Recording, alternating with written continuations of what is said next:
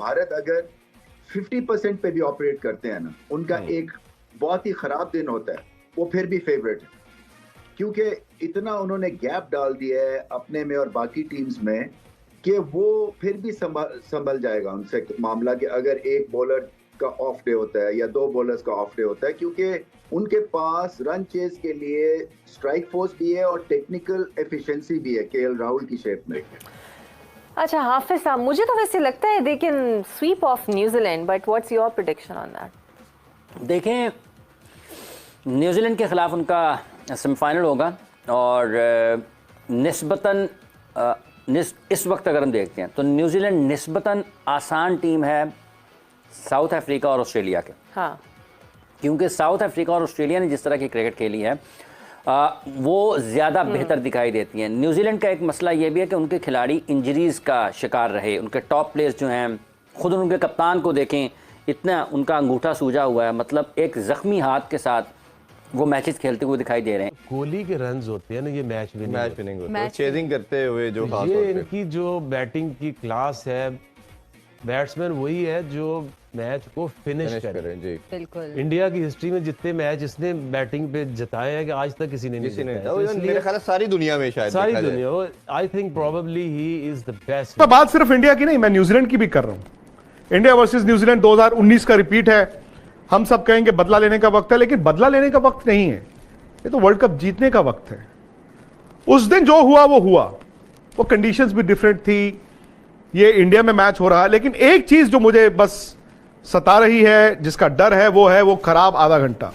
क्योंकि वो खराब आधा घंटा 2013 से लेकर अब तक भारत के पीछे पड़ा हुआ है।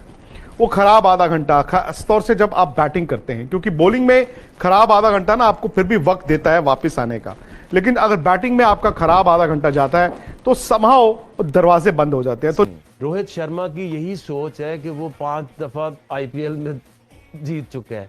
कोहली ने कप्तानी की, आईपीएल में भी कभी नहीं जीते, वहां से चेंज कर दिया गया उनको। 4 साल कप्तान रहे, कोई टाइटल नहीं जीत सके। यही वजह है कि रोहित शर्मा के होते हुए वो जो उनका माइंड सेट है, ये बेस्ट चांस है इंडिया के पास वर्ल्ड कप जीतने का। अच्छा। इसी को अगर आप रिलेट करें बाबर आजम से, तो ये 3.5-4 साल में 5 इवेंट्स आए, वो नहीं जीत सके। क्यों?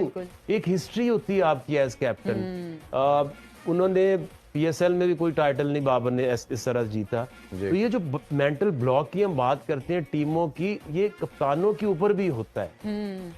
अगर हम सरफराज की बात करते हैं तो अंडर 19 का वर्ल्ड कप उसने जीता, फिर उसने चैंपियंस ट्रॉफी जीती, फिर अगर वो कप्तानी की बात करें तो पीएसएल में भी एक ट्रॉफी जीत गए। तो ये बहुत सारी चीजें आपकी पर्सनैलिटी से और आपकी डिसीजन मेकिंग से भी जीता लास्ट मंथ अपनी से लिंक्ड होती हैं।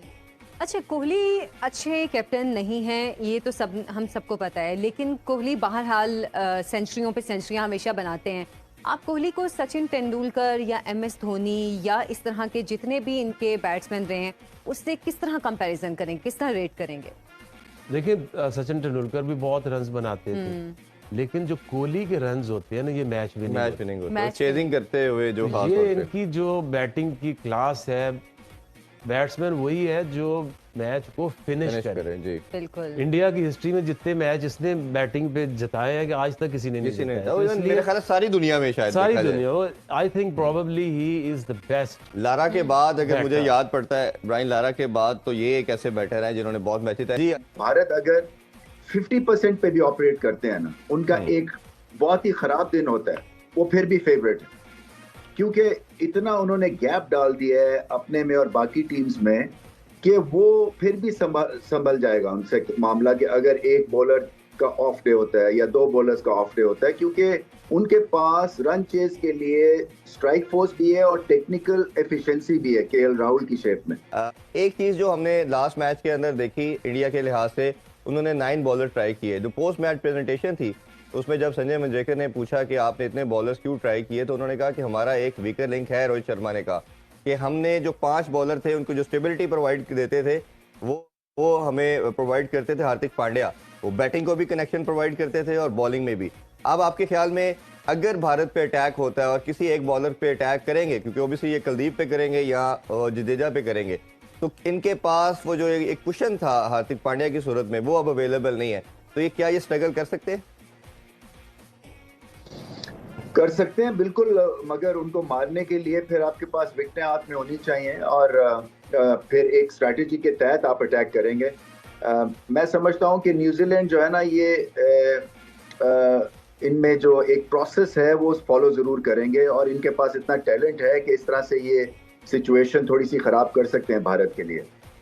मिडिल ऑर्डर में जैसे आपने कहा कि सबसे अच्छा स्ट्राइक रेट है स्पिन के अगेंस्ट न्यूजीलैंड का इस वक्त इस वर्ल्ड कप में। सो स्पिन को तो ठीक खेल रहे हैं और वही बात है कि अगर जडेजा या कुलदीप या किसी एक फास्ट बॉलर को मार भी पड़ जाती है तो फिर भी मैं समझता हूँ, देखिए मेरा ये मानना ये कि भारत अगर 50% पे भी ऑपरेट करते हैं ना, उनका एक बहुत ही खराब दिन होता है, वो फिर भी फेवरेट है क्योंकि इतना उन्होंने गैप डाल दिया है अपने में और बाकी टीम्स में कि वो फिर भी संभल जाएगा उनसे मामला कि अगर एक बॉलर का ऑफ डे होता है या दो बॉलर्स का ऑफ डे होता है, क्योंकि उनके पास रन चेज के लिए स्ट्राइक फोर्स भी है और टेक्निकल एफिशिएंसी भी है केएल राहुल की शेप में।